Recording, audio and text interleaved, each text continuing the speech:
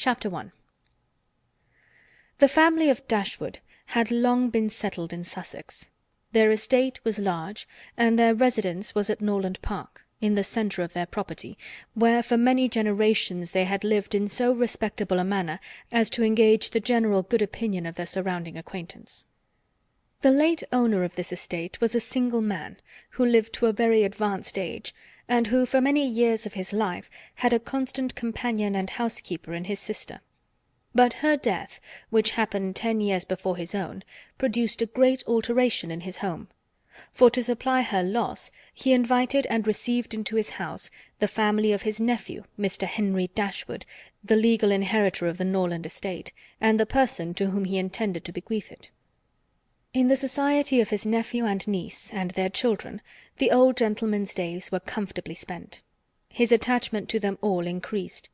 The constant attention of Mr. and Mrs. Henry Dashwood to his wishes, which proceeded not merely from interest but from goodness of heart, gave him every degree of solid comfort which his age could receive, and the cheerfulness of the children added a relish to his existence. By a former marriage Mr. Henry Dashwood had 1 son; by his present lady 3 daughters. The son, a steady, respectable young man, was amply provided for by the fortune of his mother, which had been large, and half of which devolved on him on his coming of age. By his own marriage likewise, which happened soon afterwards, he added to his wealth. To him, therefore, the succession to the Norland estate was not so really important as to his sisters, for their fortune, independent of what might arise to them from their father's inheriting that property, could be but small. Their mother had nothing, and their father only £7,000 in his own disposal; for the remaining moiety of his first wife's fortune was also secured to her child, and he had only a life interest in it.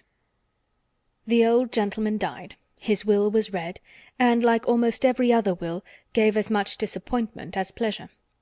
He was neither so unjust nor so ungrateful as to leave his estate from his nephew, but he left it to him on such terms as destroyed half the value of the bequest.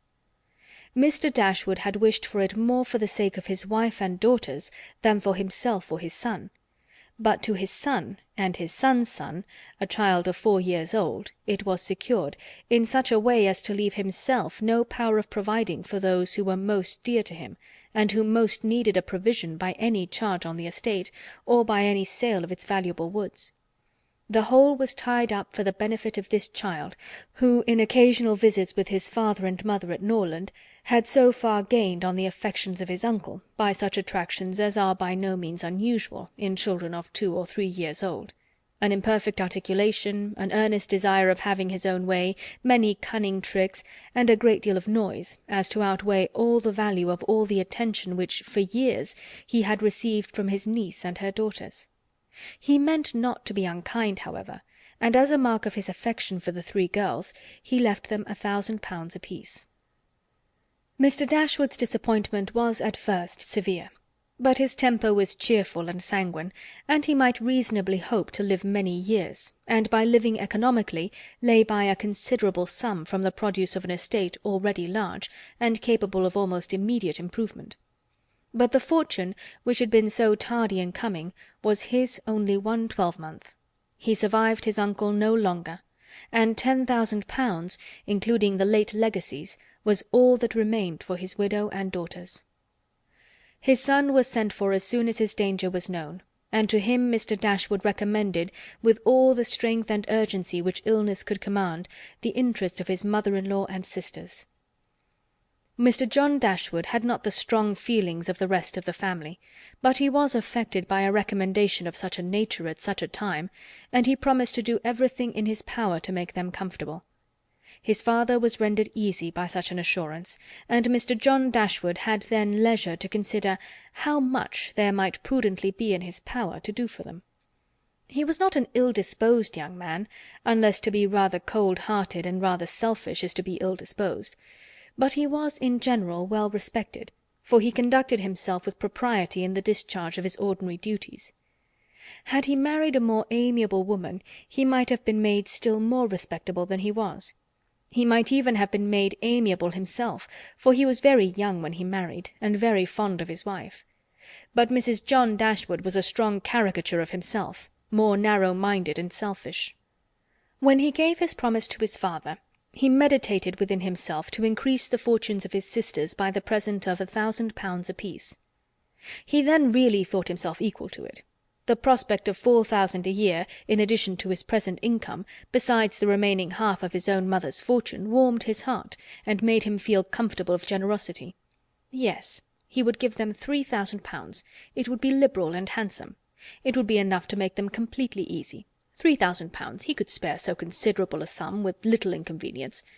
He thought of it all day long, and for many days successively, and he did not repent. No sooner was his father's funeral over than Mrs. John Dashwood, without sending any notice of her intention to her mother-in-law, arrived with her child and their attendants. No one could dispute her right to come. The house was her husband's from the moment of his father's decease, but the indelicacy of her conduct was so much the greater, and to a woman in Mrs. Dashwood's situation, with only common feelings, must have been highly unpleasing. But in her mind there was a sense of honour so keen, a generosity so romantic, that any offence of the kind, by whomsoever given or received, was to her a source of immovable disgust. Mrs. John Dashwood had never been a favourite with any of her husband's family, but she had had no opportunity till the present of showing them with how little attention to the comfort of other people she could act when occasion required it. So acutely did Mrs. Dashwood feel this ungracious behaviour, and so earnestly did she despise her daughter-in-law for it, that on the arrival of the latter she would have quitted the house for ever, had not the entreaty of her eldest girl induced her first to reflect on the propriety of going, and her own tender love for all three children determined her afterwards to stay, and for their sakes avoid a breach with their brother. Eleanor, this eldest daughter, whose advice was so effectual, possessed a strength of understanding and coolness of judgment which qualified her, though only 19, to be the counsellor of her mother, and enabled her frequently to counteract, to the advantage of them all, that eagerness of mind in Mrs. Dashwood which must generally have led to imprudence. She had an excellent heart, her disposition was affectionate, and her feelings were strong, but she knew how to govern them. It was a knowledge which her mother had yet to learn, and which one of her sisters had resolved never to be taught. Mary Ann's abilities were in many respects quite equal to Eleanor's. She was sensible and clever, but eager in everything. Her sorrows, her joys could have no moderation. She was generous, amiable, interesting. She was everything but prudent. The resemblance between her and her mother was strikingly great. Eleanor saw with concern the excess of her sister's sensibility, but by Mrs. Dashwood it was valued and cherished. They encouraged each other now in the violence of their affliction. The agony of grief which overpowered them at first was voluntarily renewed, was sought for, was created again and again. They gave themselves up wholly to their sorrow, seeking increase of wretchedness in every reflection that could afford it, and resolved against ever admitting consolation in future. Eleanor, too, was deeply afflicted, but still she could struggle, she could exert herself, she could consult with her brother, could receive her sister-in-law on her arrival, and treat her with proper attention, and could strive to rouse her mother to similar exertion, and encourage her to similar forbearance. Margaret, the other sister, was a good-humoured, well-disposed girl, but as she had already imbibed a good deal of Mary Ann's romance, without having much of her sense, she did not, at 13, bid fair equal to her sisters at a more advanced period of life. Chapter 2. Mrs. John Dashwood now installed herself mistress of Norland, and her mother and sisters-in-law were degraded to the condition of visitors. As such, however, they were treated by her with quiet civility, and by her husband with as much kindness as he could feel towards anybody beyond himself, his wife, and their child. He really pressed them, with some earnestness, to consider Norland as their home, and as no plan appeared so eligible to Mrs. Dashwood as remaining there till she could accommodate herself with a house in the neighbourhood, his invitation was accepted. A continuance in a place where everything reminded her of former delight was exactly what suited her mind. In seasons of cheerfulness no temper could be more cheerful than hers, or possess, in a greater degree, that sanguine expectation of happiness which is happiness itself. But in sorrow she must be equally carried away by her fancy, and as far beyond consolation as in pleasure she was beyond alloy. Mrs. John Dashwood did not at all approve of what her husband intended to do for his sisters. To take £3,000 from the fortune of their dear little boy would be impoverishing him to the most dreadful degree. She begged him to think again on the subject. How could he answer it to himself to rob his child, and his only child too, of so large a sum? And what possible claim could the Miss Dashwoods, who were related to him only by half-blood, which she considered as no relationship at all, have on his generosity to so large an amount? It was very well known that no affection was ever supposed to exist between the children of any man by different marriages. And why was he to ruin himself and their poor little Harry by giving away all his money to his half-sisters? "It was my father's last request to me," replied her husband, "that I should assist his widow and daughters." "He did not know what he was talking of, I dare say. 10 to 1, but he was light-headed at the time. Had he been in his right senses, he could not have thought of such a thing as begging you to give away half your fortune from your own child."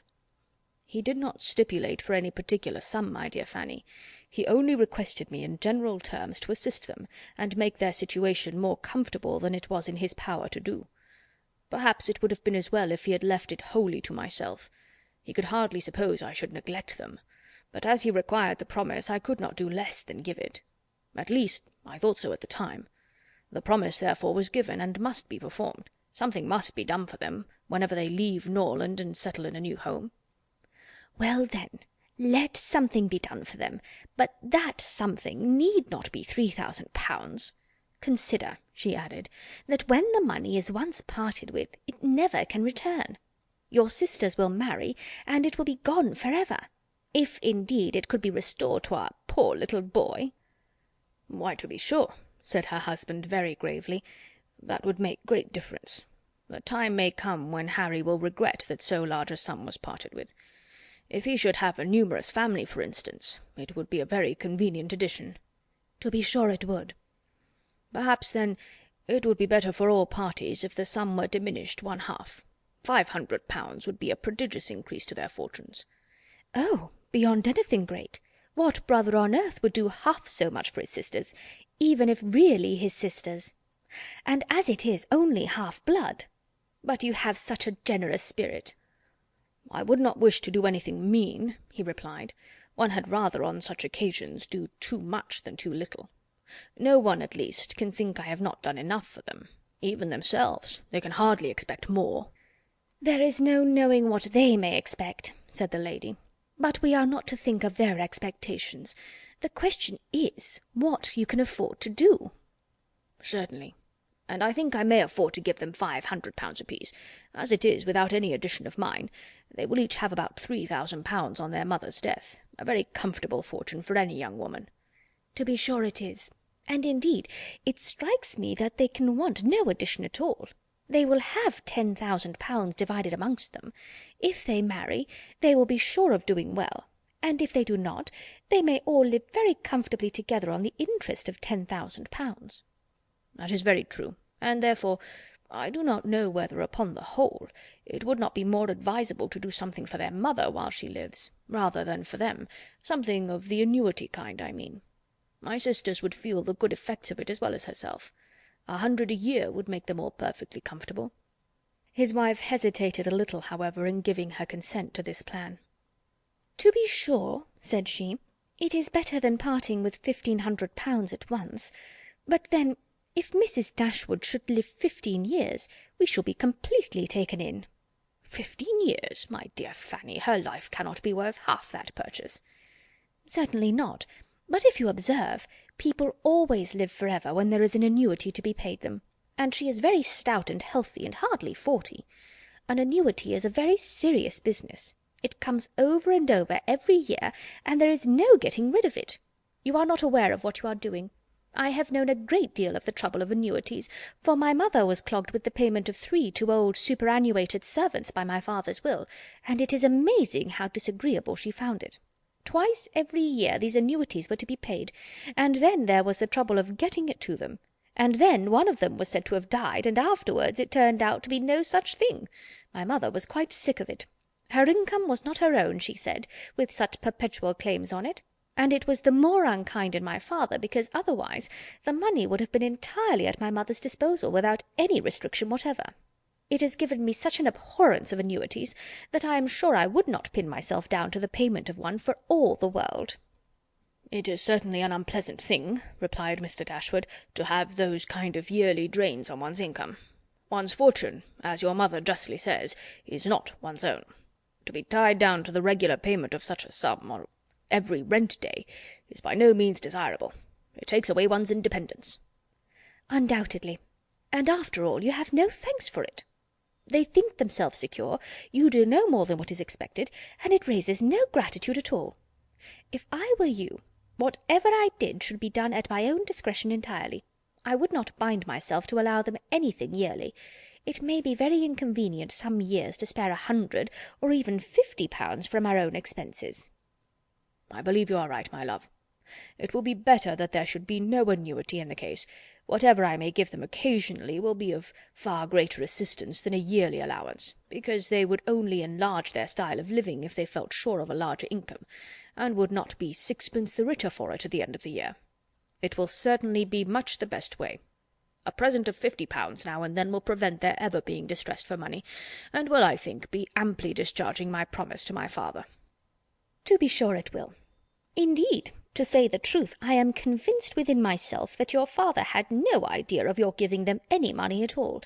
The assistance he thought of, I dare say, was only such as might be reasonably expected of you. For instance, such as looking out for a comfortable small house for them, helping them to move their things, and sending them presents of fish and game and so forth whenever they are in season. I'll lay my life that he meant nothing further. Indeed, it would be very strange and unreasonable if he did. Do but consider, my dear Mr. Dashwood, how excessively comfortable your mother-in-law and her daughters may live on the interest of 7,000 pounds, besides the 1,000 pounds belonging to each of the girls, which brings them in 50 pounds a year apiece, and of course they will pay their mother for their board out of it. Although they will have 500 a year amongst them, and what on earth can 4 women want for more than that? They will live so cheap. Their housekeeping will be nothing at all. They will have no carriage, no horses, and hardly any servants. They will keep no company, and can have no expenses of any kind. Only conceive how comfortable they will be. 500 a year! I am sure I cannot imagine how they will spend half of it. And as to your giving them more, it is quite absurd to think of it. They will be much more able to give you something."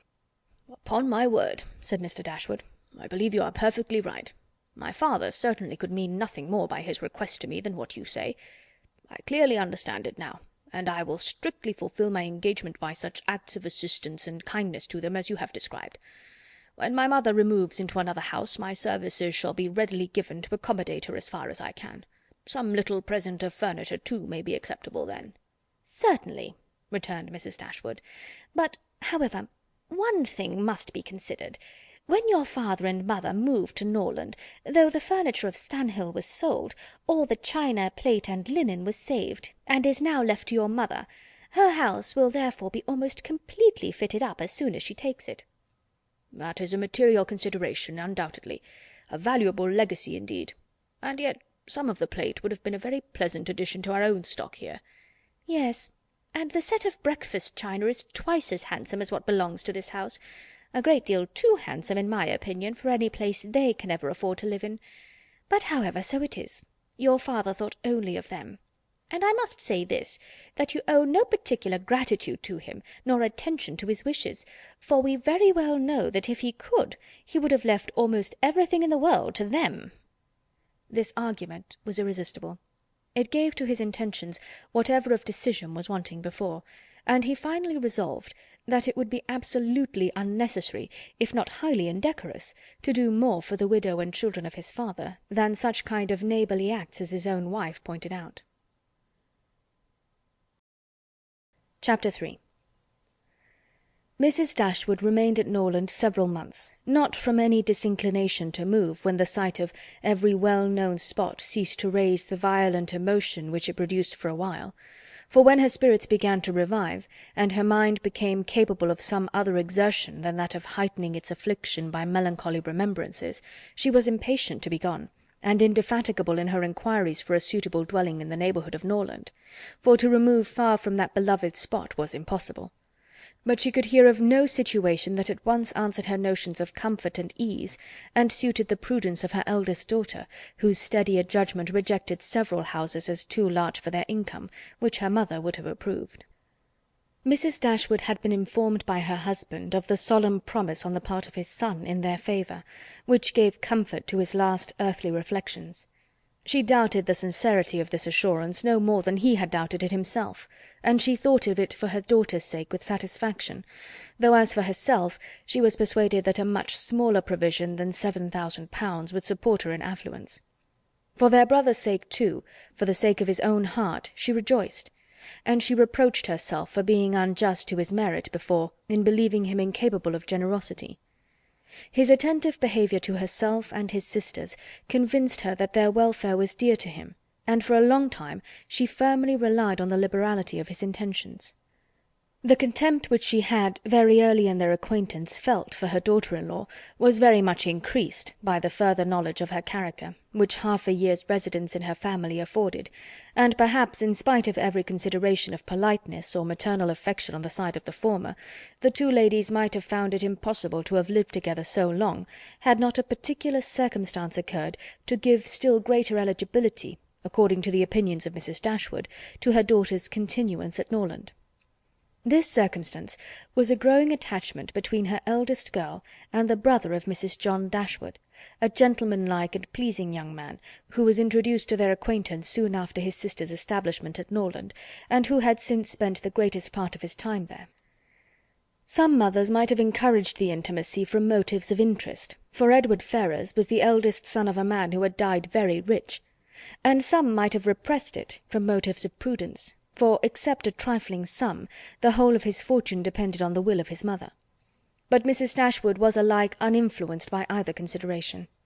It was enough for her that he appeared to be amiable, that he loved her daughter, and that Elinor returned the partiality.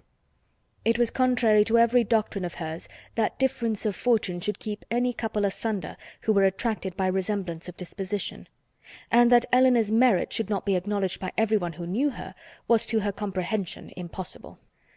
Edward Ferrars was not recommended to their good opinion by any peculiar graces of person or address. He was not handsome, and his manners required intimacy to make them pleasing.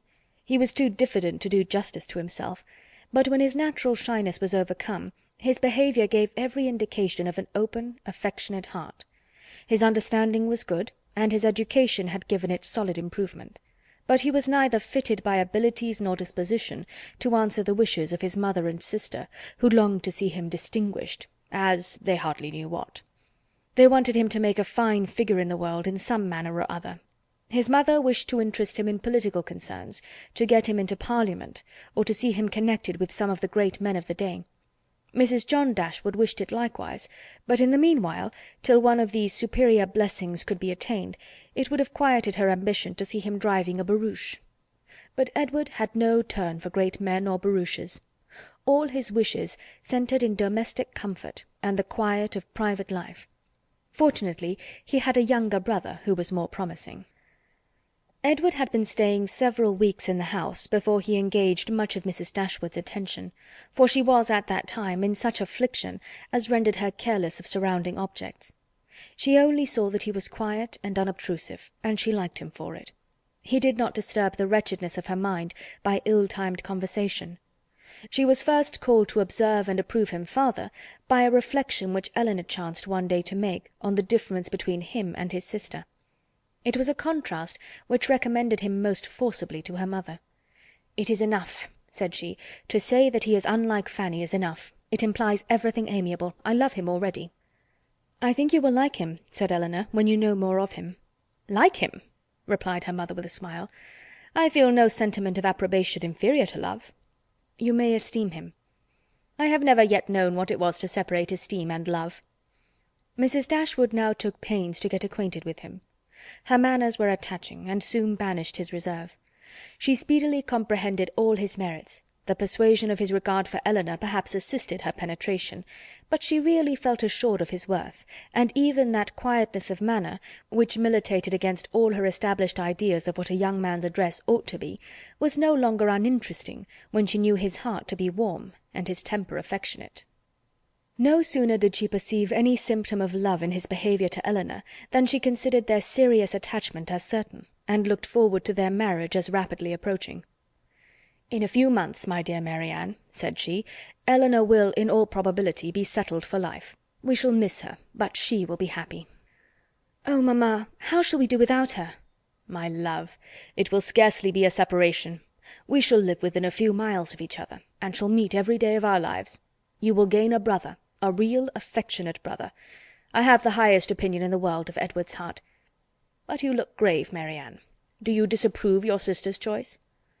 "Perhaps," said Marianne, "I may consider it with some surprise. Edward is very amiable, and I love him tenderly, but yet he is not the kind of young man. There is something wanting. His figure is not striking. It has none of that grace which I should expect in the man who could seriously attach my sister. His eyes want all that spirit, that fire, which at once announce virtue and intelligence. And besides all this, I am afraid, mamma, he has no real taste. Music seems scarcely to attract him, and though he admires Elinor's drawings very much, it is not the admiration of a person who can understand their worth. It is evident, in spite of his frequent attention to her while she draws, that in fact he knows nothing of the matter. He admires as a lover, not as a connoisseur. To satisfy me, those characters must be united. I could not be happy with a man whose taste did not in every point coincide with my own. He must enter into all my feelings. The same books, the same music, must charm us both. Oh, mamma, how spiritless, how tame was Edward's manner in reading to us last night! I felt for my sister most severely. Yet she bore it with so much composure, she seemed scarcely to notice it. I could hardly keep my seat. To hear those beautiful lines, which have frequently almost driven me wild, pronounced with such impenetrable calmness, such dreadful indifference! He would certainly have done more justice to simple and elegant prose. I thought so at the time, but you would give him Cowper. Nay, mamma, if he is not to be animated by Cowper. But we must allow for difference of taste. Elinor has not my feelings, and therefore she may overlook it and be happy with him. But it would have broken my heart, had I loved him, to hear him read with so little sensibility. Mamma, the more I know of the world, the more I am convinced that I shall never see a man whom I can really love. I require so much. He must have all Edward's virtues, and his person and manners must ornament his goodness with every possible charm. Remember, my love, that you are not 17. It is yet too early in life to despair of such a happiness. Why should you be less fortunate than your mother? In one circumstance only, my Marianne, may your destiny be different from hers. Chapter 4. "What a pity it is, Elinor," said Marianne, "that Edward should have no taste for drawing." "No taste for drawing?" replied Elinor. "Why should you think so? He does not draw himself, indeed, but he has great pleasure in seeing the performances of other people, and I assure you he is by no means deficient in natural taste, though he has not had opportunities of improving it. Had he ever been in the way of learning, I think he would have drawn very well. He distrusts his own judgment in such matters so much, that he is always unwilling to give his opinion on any picture, but he has an innate propriety and simplicity of taste, which in general direct him perfectly right." Marianne was afraid of offending, and said no more on the subject. But the kind of approbation which Elinor described as excited in him by the drawings of other people was very far from that rapturous delight which, in her opinion, could alone be called taste. Yet, though smiling within herself at the mistake, she honoured her sister for that blind partiality to Edward which produced it. "I hope, Marianne," continued Elinor, "you do not consider him as deficient in general taste. I think I may say that you cannot, for your behaviour to him is perfectly cordial, and if that were your opinion, I am sure you could never be civil to him." Marianne hardly knew what to say.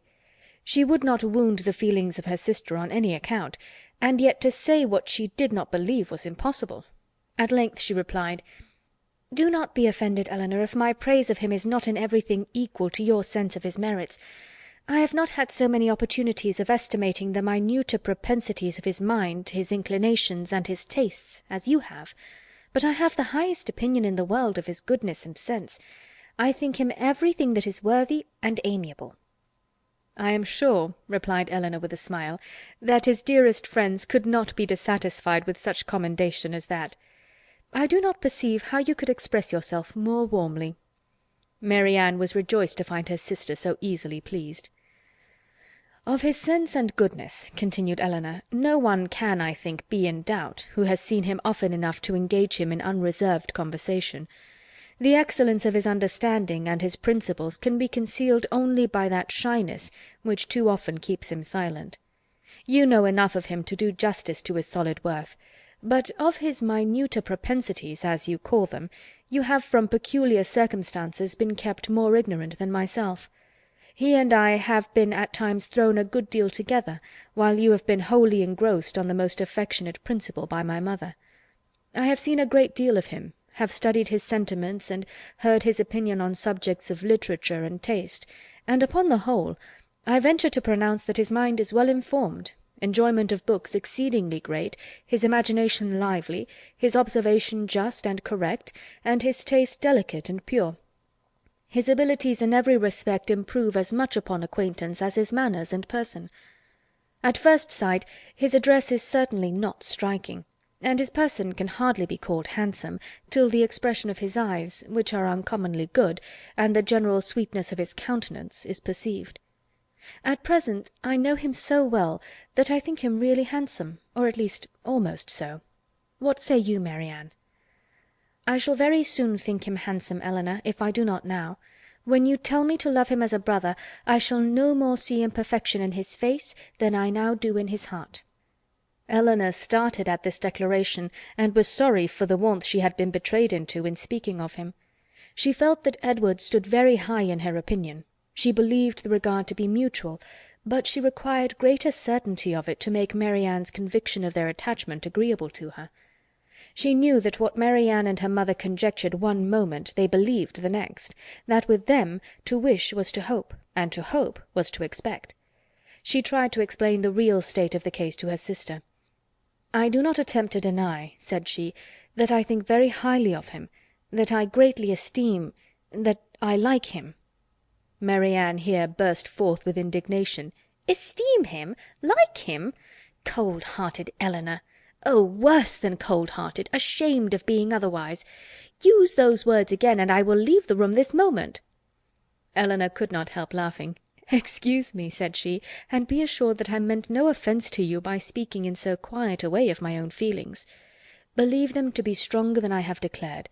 Believe them, in short, to be such as his merit and the suspicion, the hope of his affection for me may warrant, without imprudence or folly. But farther than this you must not believe. I am by no means assured of his regard for me.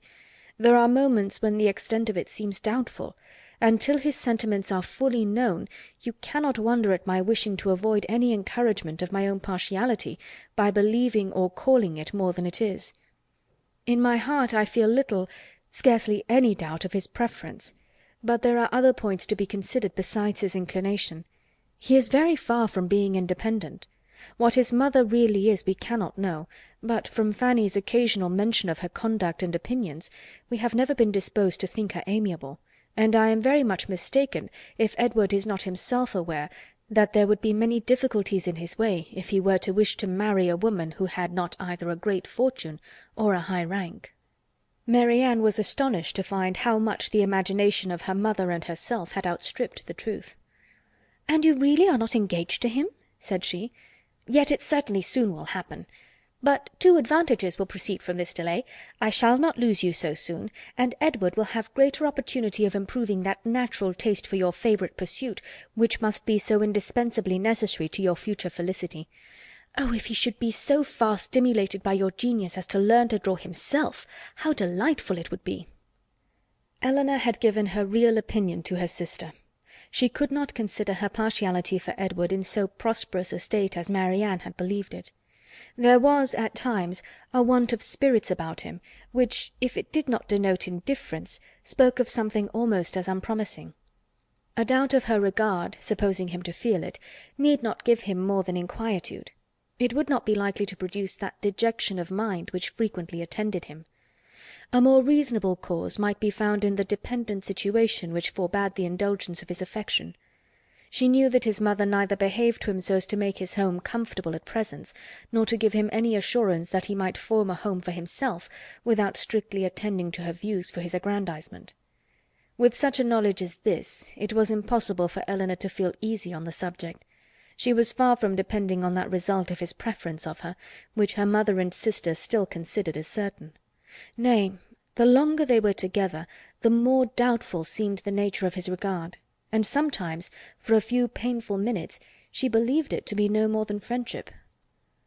But whatever might really be its limits, it was enough, when perceived by his sister, to make her uneasy, and at the same time, which was still more common, to make her uncivil.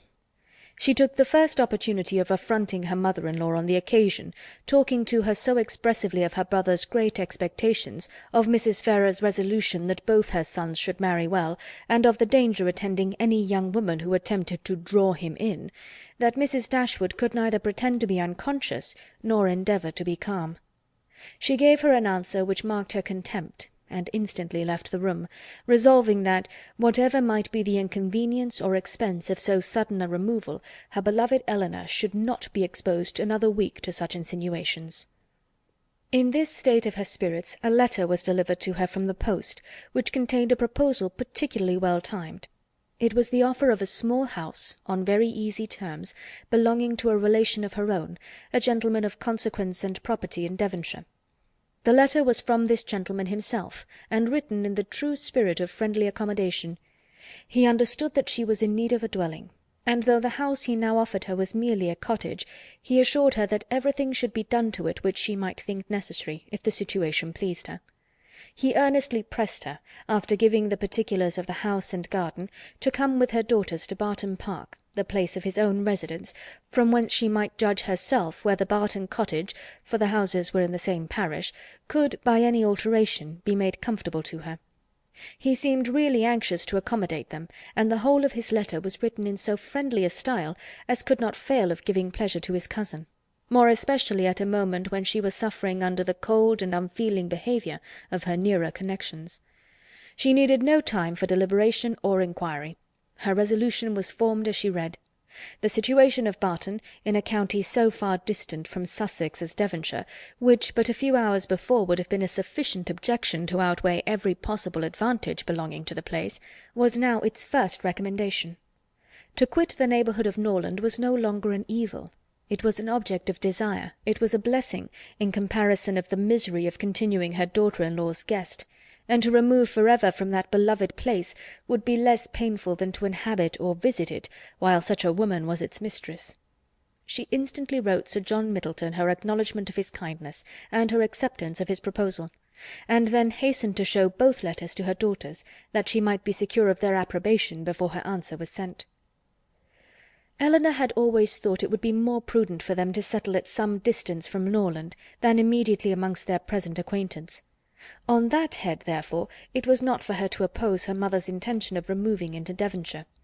The house, too, as described by Sir John, was on so simple a scale, and the rent so uncommonly moderate, as to leave her no right of objection on either point; and therefore, though it was not a plan which brought any charm to her fancy, though it was a removal from the vicinity of Norland beyond her wishes, she made no attempt to dissuade her mother from sending a letter of acquiescence.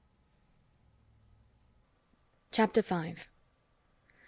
No sooner was her answer dispatched than Mrs. Dashwood indulged herself in the pleasure of announcing to her son-in-law and his wife that she was provided with a house, and should incommode them no longer than till everything were ready for her inhabiting it. They heard her with surprise. Mrs. John Dashwood said nothing, but her husband civilly hoped that she would not be settled far from Norland. She had great satisfaction in replying that she was going into Devonshire. Edward turned hastily towards her on hearing this, and in a voice of surprise and concern, which required no explanation to her, repeated, "Devonshire? Are you indeed going there? So far from hence? And to what part of it?" She explained the situation. It was within 4 miles northward of Exeter. "It is but a cottage," she continued, "but I hope to see many of my friends in it. A room or two can easily be added, and if my friends find no difficulty in travelling so far to see me, I am sure I will find none in accommodating them." She concluded with a very kind invitation to Mr. and Mrs. John Dashwood to visit her at Barton, and to Edward she gave one with still greater affection.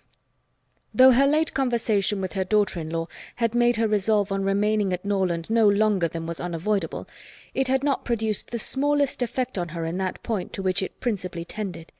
To separate Edward and Elinor was as far from being her object as ever, and she wished to show Mrs. John Dashwood, by this pointed invitation to her brother, how totally she disregarded her disapprobation of the match.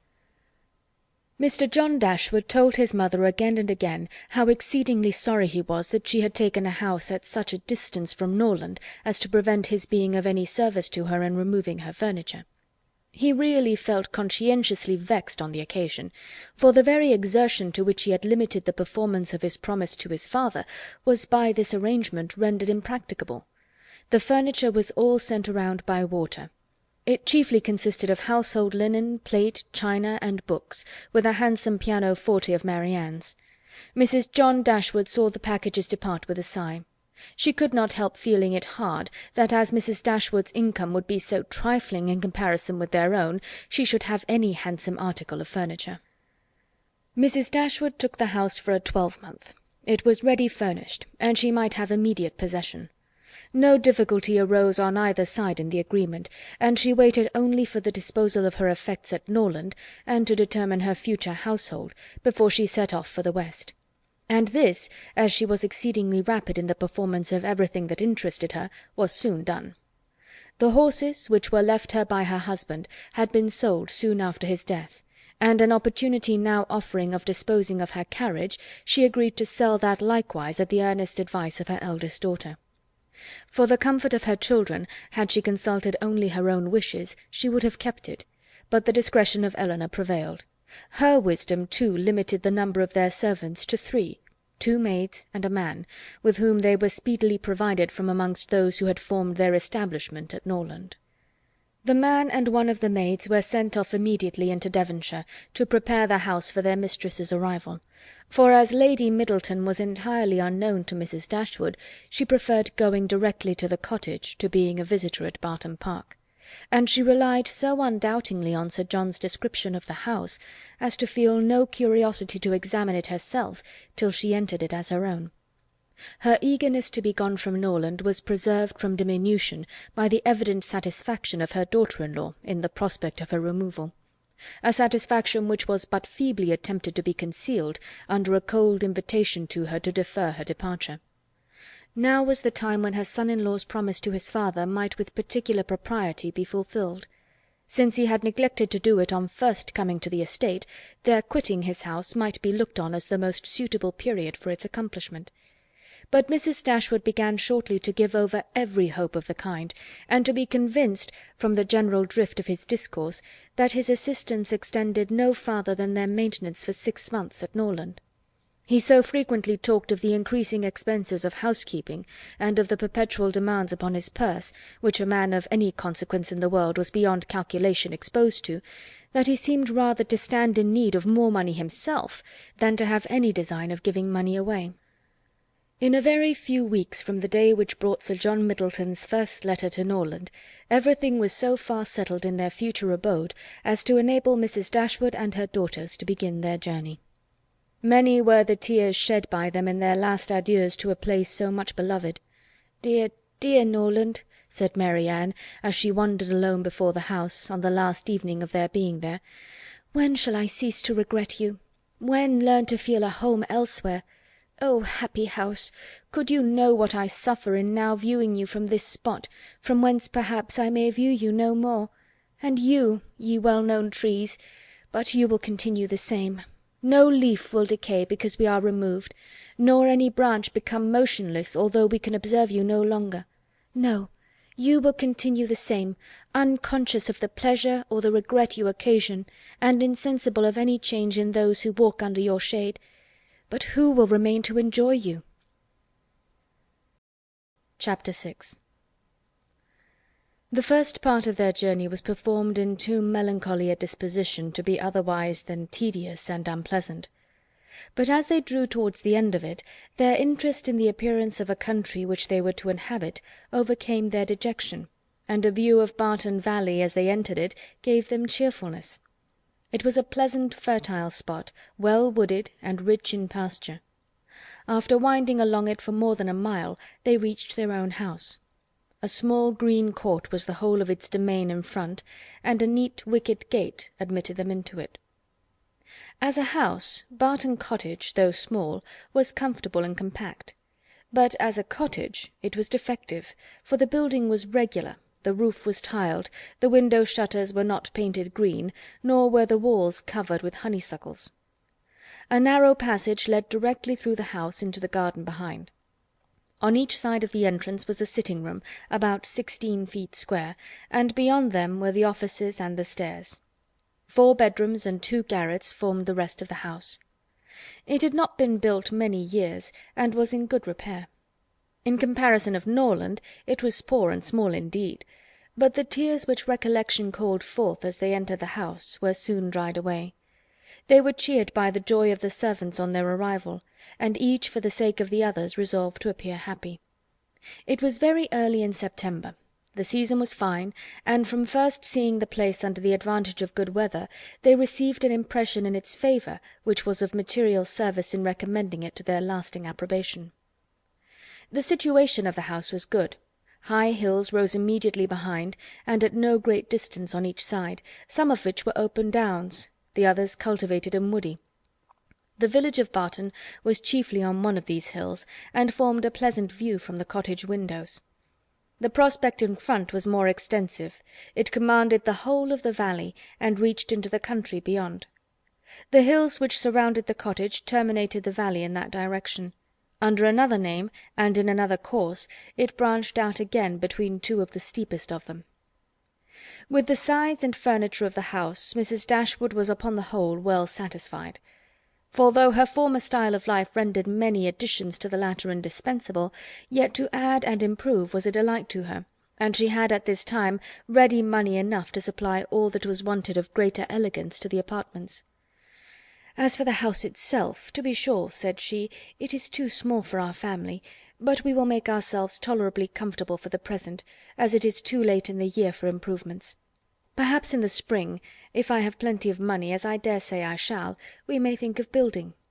These parlours are both too small for such parties of our friends as I hope to see often collected here, and I have some thoughts of throwing the passage into one of them with perhaps a part of the other, and so leave the remainder of that other for an entrance. This, with a new drawing-room, which may be easily added, and a bedchamber and garret above, will make it a very snug little cottage. I could wish the stairs were handsome, but one must not expect everything, though I suppose it would be no difficult matter to widen them. I shall see how much I am beforehand with the world in the spring, and we will plan our improvements accordingly."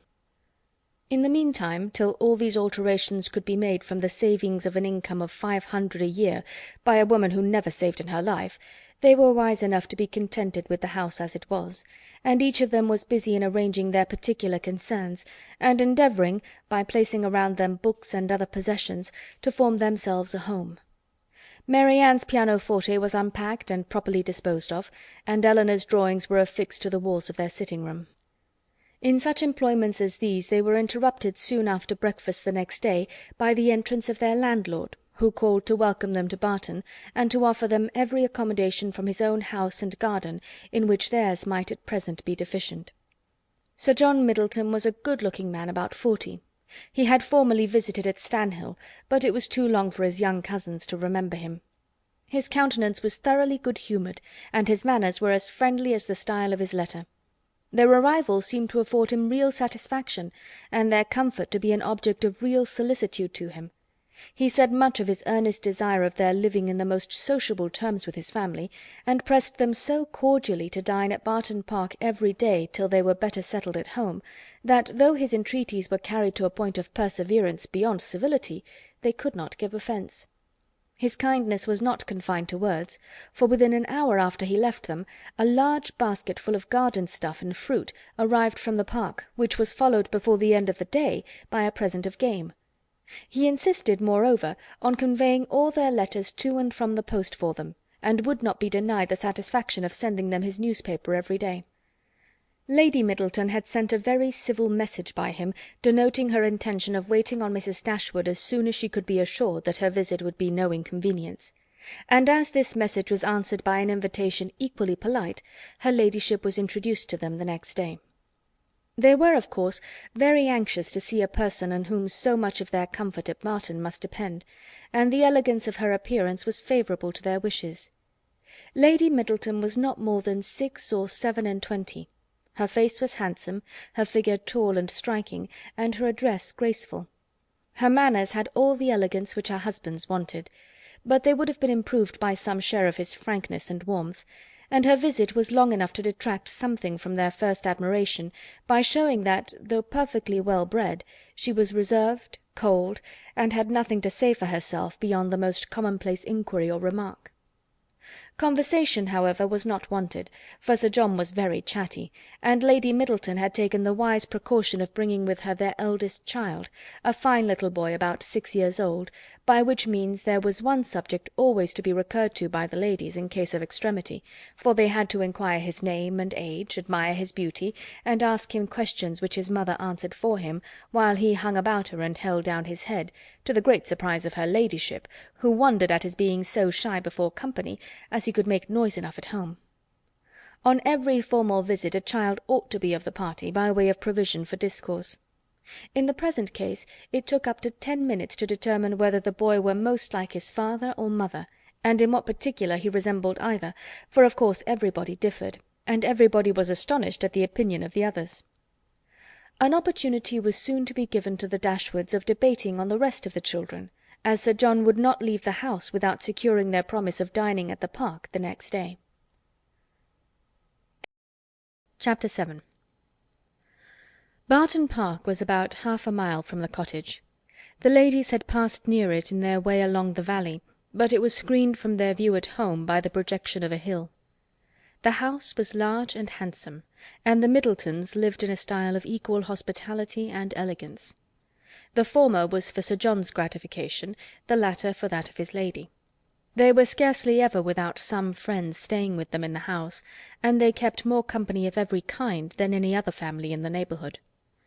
It was necessary to the happiness of both, for however dissimilar in temper and outward behaviour, they strongly resembled each other in that total want of talent and taste which confined their employments, unconnected with such as society produced, within a very narrow compass.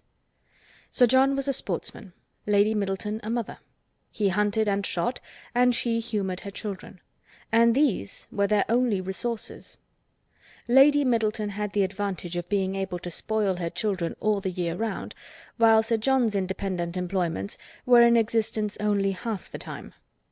Continual engagements at home and abroad, however, supplied all the deficiencies of nature and education, supported the good spirits of Sir John, and gave exercise to the good breeding of his wife. Lady Middleton piqued herself upon the elegance of her table and of all her domestic arrangements, and from this kind of vanity was her greatest enjoyment in any of their parties. But Sir John's satisfaction in society was much more real. He delighted in collecting about him more young people than his house would hold, and the noisier they were, the better he was pleased. He was a blessing to all the juvenile part of the neighbourhood, for in summer he was forever forming parties to eat cold ham and chicken out of doors, and in winter his private balls were numerous enough for any young lady who was not suffering under the insatiable appetite of 15. The arrival of a new family in the country was always a matter of joy to him, and in every point of view he was charmed with the inhabitants he had now procured for his cottage at Barton. The Miss Dashwoods were young, pretty, and unaffected. It was enough to secure his good opinion, for to be unaffected was all that a pretty girl could want to make her mind as captivating as her person. The friendliness of his disposition made him happy in accommodating those whose situation might be considered, in comparison with the past, as unfortunate. In showing kindness to his cousins, therefore, he had the real satisfaction of a good heart, and in settling a family of females only in his cottage, he had all the satisfaction of a sportsman. For a sportsman, though he esteems only those of his sex who are sportsmen likewise, is not often desirous of encouraging their taste by admitting them to a residence within his own manor. Mrs. Dashwood and her daughters were met at the door of the house by Sir John, who welcomed them to Barton Park with unaffected sincerity, and as he attended them to the drawing-room, repeated to the young ladies the concern which the same subject had drawn from him the day before, at being unable to get any smart young men to meet them. They would see, he said, only one gentleman there besides himself, a particular friend who was staying at the Park, but who was neither very young nor very gay. He hoped they would all excuse the smallness of the party, and could assure them it should never happen so again. He had been to several families that morning in hopes of procuring some addition to their number, but it was moonlight, and everybody was full of engagements. Luckily, Lady Middleton's mother had arrived at Barton within the last hour, and as she was a very cheerful, agreeable woman, he hoped the young ladies would not find it so very dull as they might imagine. The young ladies, as well as their mother, were perfectly satisfied with having two entire strangers of the party, and wished for no more. Mrs. Jennings, Lady Middleton's mother, was a good-humoured, merry, fat, elderly woman, who talked a great deal, seemed very happy, and rather vulgar. She was full of jokes and laughter, and before dinner was over had said many witty things on the subject of lovers and husbands, hoped they had not left their hearts behind them in Sussex, and pretended to see them blush, whether they did or not. Mary Ann was vexed at it for her sister's sake, and turned her eyes towards Elinor, to see how she bore these attacks, with an earnestness which gave Elinor far more pain than could arise from such commonplace raillery as Mrs. Jennings's. Colonel Brandon, the friend of Sir John, seemed no more adapted by resemblance of manner to be his friend than Lady Middleton was to be his wife, or Mrs. Jennings to be Lady Middleton's mother. He was silent and grave. His appearance, however, was not unpleasing, in spite of his being, in the opinion of Marianne and Margaret, an absolute old bachelor, for he was on the wrong side of 35. But though his face was not handsome, his countenance was sensible, and his address was particularly gentlemanlike. There was nothing in any of the party which could recommend them as companions to the Dashwoods, but the cold insipidity of Lady Middleton was so particularly repulsive that in comparison of it the gravity of Colonel Brandon, and even the boisterous mirth of Sir John and his mother-in-law, was interesting. Lady Middleton seemed to be roused to enjoyment only by the entrance of her 4 noisy children after dinner, who pulled her about, tore her clothes, and put an end to every kind of discourse except what related to themselves. In the evening, as Mary Ann was discovered to be musical, she was invited to play. The instrument was unlocked, everybody prepared to be charmed, and Mary Ann, who sang very well, at their request went through the chief of the songs which Lady Middleton had brought into the family on her marriage, and which, perhaps, had lain ever since in the same position on the pianoforte, for her ladyship had celebrated that event by giving up music, although by her mother's account she had played extremely well, and by her own was very fond of it. Mary Ann's performance was highly applauded.